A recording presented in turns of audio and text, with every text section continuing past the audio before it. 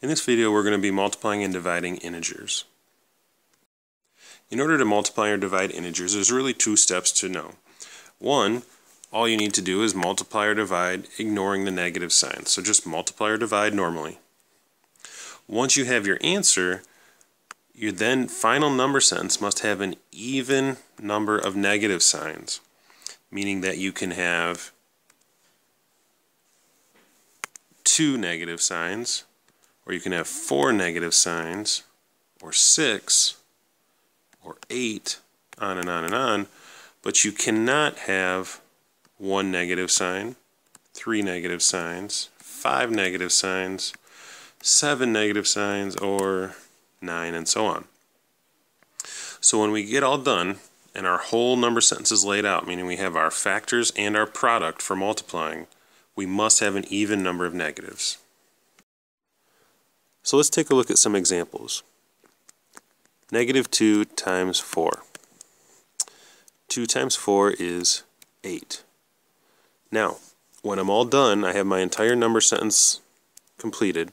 I need to look and see how many negative signs do I have. In this case, I only have 1. So my answer must have a negative sign on it too, because I need an even number. I need at least 2 negatives, or 4, but in this case I only need 2. Let's take a look at another one.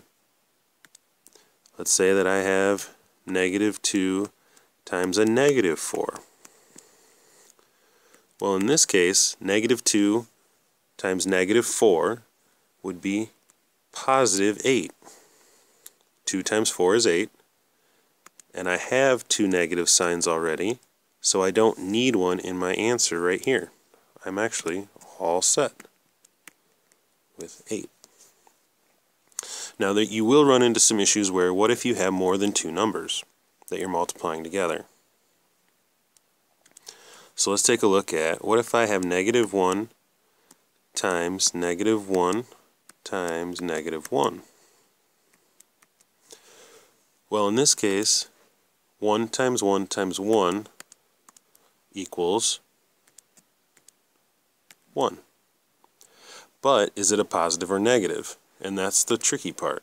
I have 1, 2, 3 negatives, but I must have another one in order to make 4. So my answer has to be negative 1. Okay, one more example. Let's say that I have negative 1 times negative 1 times positive 1. Well, looking at this one, I already have an even number of negatives. 1 negative, 2 negatives. So I'm set. My answer is going to be positive 1. 1 times 1 times 1 is 1. When I'm all done, I should be able to go through all of these answers and have an even number. For the first one, 1, 2. For my second one, 1, 2.